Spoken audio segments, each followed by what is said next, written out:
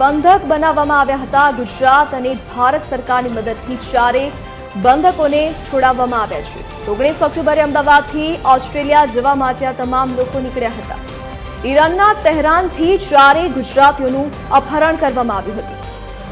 તો ગુજરાત અને ભારત સરકારની મદદથી ચારે બંધકોને છોડાવવામાં આવ્યા છે। તો 19 ઓક્ટોબરે અમદાવાદથી ઓસ્ટ્રેલિયા જવા માટે આ લોકો નીકળ્યા હતા। ઈરાનના તહેરાનથી ચારે ગુજરાતીઓનું અપહરણ કરવામાં આવ્યું હતું। બાબા ખાન નામની વ્યક્તિએ ચારેય લોકોનું અપહરણ કર્યું હતું। તો એજન્ટોએ ચારેય લોકોને માર મારી 2 કરોડની તેમની પાસે ખંડણી માંગવામાં આવી હતી। ઈરાનમાં બંધક બનાવેલા 4 ગુજરાતી અમદાવાદ ખાતે પહોંચ્યા છે। માણસાના બાપુપુરા ગામના લોકોને બંધક બનાવવામાં આવ્યા હતા। તો તમામ લોકોને છોડાવવામાં આવ્યા છે। ગુજરાત અને ભારત સરકારની મદદથી ચારેય બંધકોને છુટકારો મળ્યો છે। તો 19 ઓક્ટોબરના રોજ આ ચારેય લોકો અમદાવાદથી ઓસ્ટ્રેલિયા જવા માટે નીકળ્યા હતા, જ્યાં ઈરાનમાં તમામ આ ચારેય ગુજરાતીનું અપહરણ કરવામાં આવ્યું। બાબા ખાન નામની વ્યક્તિએ આ ચારેય લોકોનું અપહરણ કર્યું હતું અને ચારેય લોકો પાસે 2 કરોડની ખંડણી માંગવામાં આવી હતી। ગાંધીનગર પોલીસ જે છે તે આ બાબતે હવે પૂછપરછ કરશે અને શું ઘટના બની હતી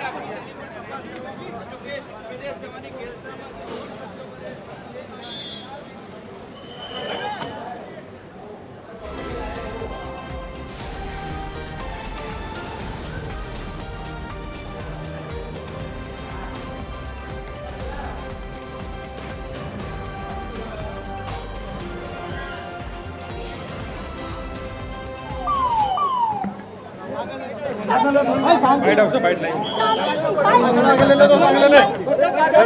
પહેલા બધા પાછળ જાઓ, શાંતિથી પાછળ જાઓ બધા, ચલો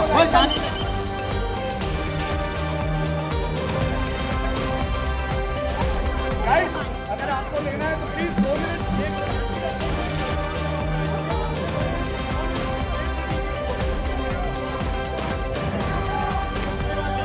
ગયા શનિવારે એમના પરિવારના કેટલાક લોકો મારા નિવાસ સ્થાને આવ્યા હતા। એક ફોટો એમની પાસે હતો અને એવું કીધું કે તેહરાનમાં ફેમિલીને આ 4 જણાને કિડનેપ કર્યા છે। એના પછી મેં તરત જ હર્ષભાઈનો સંપર્ક કર્યો, એમને પોલીસને સૂચના આપી, એટલે ગુજરાત પોલીસ, કેન્દ્ર સરકાર અને કેટલાક જે બિન સરકારી મિત્રો હોય એમના દ્વારા આ આખું મિશન પાર પાડવામાં આવ્યું અને ચારે લોકોને सेफली घरे पाछा लावવામાં આવ્યા છે। कितना पैसा की खंडनी मांगी है? ये बना नहीं। आप हिंदी में बता दीजिए क्या मामला। नहीं हिंदी में बताइए ना, बताइए क्या। लास्ट सैटरडे को इसके परिवार के लोग मेरे निवास स्थान पे आए थे। उनकी ऐसी आशंका थी कि उनके परिवार के लोगों का यहाँ पे किडनैप हुआ है तेहरान में। फिर मैंने हर्ष भाई अपने गृह मंत्री का संपर्क किया, उन्होंने पुलिस को सूचना दी, गुजरात पुलिस, सेंट्रल गवर्नमेंट और कुछ जो सरकारी नहीं है ऐसे मित्रों ने भी सबने मदद की और हम यहाँ तक उनको सेफली लाने में सफल हुए। Thank you. कितने रुपए दिए?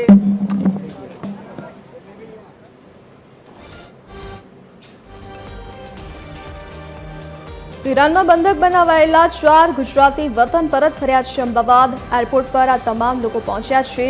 ઓસ્ટ્રેલિયા જતા ચારેય લોકોનું અપહરણ કરવામાં આવ્યું હતું, માર મારવામાં આવ્યો હતો અને સાથે જ 2 કરોડની ખંડણી પણ માંગવામાં આવી હતી।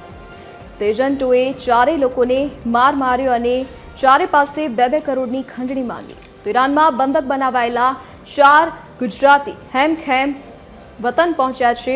તેમના પરિવારજનોએ રાહતનો શ્વાસ લીધો।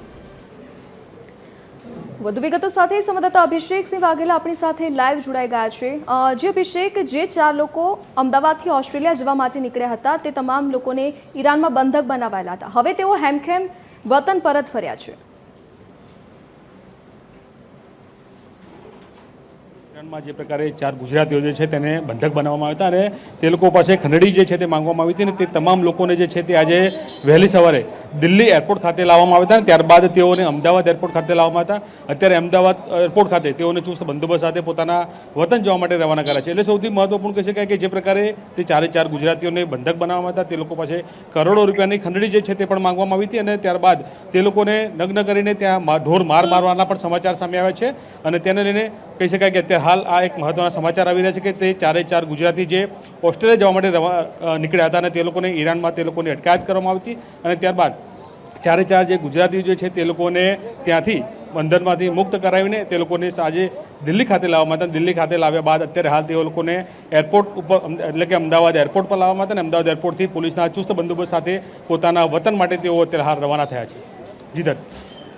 જે અભિષેક આ પહેલી ઘટના નથી, આના પહેલા પણ આવી ઘટનાઓ બની ચૂકી છે. ડંકી મારફતે લોકો બીજા દેશમાં જતા હોય છે અને આ પ્રમાણે ફસાઈ જતા હોય છે. દર વખતે સરકાર સફળ નથી થતી લોકોને પરત લાવવા માટે, પરંતુ આ એક કિસ્સો એવો કહી શકાય કે લોકો જાગૃત થાય કે આવી રીતે ન જવું જોઈએ. બિલકુલ તરતી મહત્વનું કહી શકાય કે જે કહી શકાય કે મોટા પૈસા કમાવાની લાલચમાં લોકો જે છે તે આ પ્રકારે ડંકી સ્ટાઇલમાં અને કબૂતરબાજી કરીને તેઓ અહીંથી વિદેશ જતા હોય છે. અને ત્યારબાદ કહી શકાય કે આ એ પહેલો એવો કિસ્સો નથી. આની પહેલાં પણ અગાઉ પણ આવા કિસ્સા બનેલા છે. એક કલોલ ફેમિલી જે નીકળ્યું હતું તેઓ પણ ત્યાં બોર્ડર પર ફસાયા હતા. તે સિવાયના પણ કિસ્સાઓની જ્યારે વાત કરીએ તો યુએસ ખાતે પણ છેલ્લા ઘણા સમયથી ડિપોર્ટ કરવાની કામગીરી જે છે તે કરવામાં આવી રહી છે. અને તેને લઈને પણ કહી શકાય કે ક્યાંક ને ક્યાંક અવેરનેસ હવે ફેલાય તે પ્રકારનું જોવા મળ્યું છે. કેમ કે આ પ્રકારે જ્યારે કબૂતરબાજી કરીને કે ડંકી સ્ટાઇલથી જ્યારે જતા હોય છે ત્યારે પોતાના જીવના જોખમે તેઓ આ રીતે પગલું ભરીને જતા હોય છે. પણ સૌથી મહત્વપૂર્ણ કહી શકાય કે અત્યારે હાલ જે પ્રકારે આ 4 ગુજરાતીઓ જે છે માણસા તાલુકાના વતની હતા અને તેઓ ચારે ચાર જે છે તેઓ ઓસ્ટ્રેલિયા જવા માટે નીકળ્યા હતા. પરંતુ મહત્વનું કહી શકાય કે ઈરાનની અંદર તેઓ ચારે ચારની કહી શકાય કે પકડવામાં આવ્યા હતા. તે ચારે ચારને જે છે તે લોકોને રોકવામાં આવ્યા હતા. ત્યારબાદ કહી શકાય કે તે લોકો પાસે ખંડણી પણ માંગવામાં આવી. સાથે સાથે કહી શકાય ઢોર માર મારવાના પણ સમાચાર જે છે તે હાલ પ્રસારિત થઈ રહ્યા છે અને પ્રાથમિક તબક્કે આ પ્રકારની માહિતી મળી રહી છે. પરંતુ સૌથી મહત્વપૂર્ણ કહી શકાય કે તે ચારે ચાર ગુજરાતીઓ જે છે તે લોકોને ત્યાંથી મુક્ત કરાવીને આજે સવારે દિલ્હી ખાતે લાવવામાં હતા. દિલ્હી એરપોર્ટમાં લાવ્યા બાદ ત્યાંથી તે લોકોને અમદાવાદ એરપોર્ટ પર લાવ્યા હતા અને હવે અમદાવાદ એરપોર્ટથી તેઓ પોતાના વતન જવા માટે રવાના થયા. પરંતુ સૌથી મહત્વપૂર્ણ કહી શકાય કે ધરતી આ પ્રકારે હજુ પણ કેટલાક લોકો જે છે તે આ પ્રકારે ડંકી સ્ટાઇલથી લોકો જતા હોય છે. એટલે કે વધુ પૈસા કમાવાની લાલચમાં આ પ્રકારે તેઓ કરતા હોય છે. પરંતુ ક્યાંક ને ક્યાંક તે પોતાના જીવના જોખમે આ પ્રકારનું સાહસ કરતા હોય છે અને તેના મહત્વનું કહી શકાય કે છેલ્લા ઘણા સમયથી આ કિસ્સાઓમાં પણ ધરખમ વધારો જોવા મળી રહ્યો છે. અને હા, તેવામાં હાલ એક આ વધુ કિસ્સો જે છે તે હાલ પ્રકાશમાં આવ્યો છે. જે અભિષેક વિગત સાથે જોડાવા બદલ આપનો આભાર. તો 4 ગુજરાતીઓ જેમને ઈરાનમાં બંધક બનાવવામાં આવ્યા હતા તેઓ હેમખેમ પોતાના વતન પરત ફર્યા છે. ઈરાનમાં તેમને બંધક બનાવવામાં આવ્યા હતા. ઢોર માર મારવામાં આવ્યો હતો અને એજન્ટો દ્વારા તમામને માર મારી 2 કરોડની ખંડણી પણ માંગવામાં આવી હતી. તેઓને ભારત સરકાર મદદથી ઈરાનથી તેમને છોડાવીને વતન પરત લાવવામાં આવ્યા છે. તે તમામ લોકો અમદાવાદ એરપોર્ટ પર પહોંચ્યા અને ત્યાંથી તેઓ પોતાના ઘરે જવા માટે રવાના થયા છે.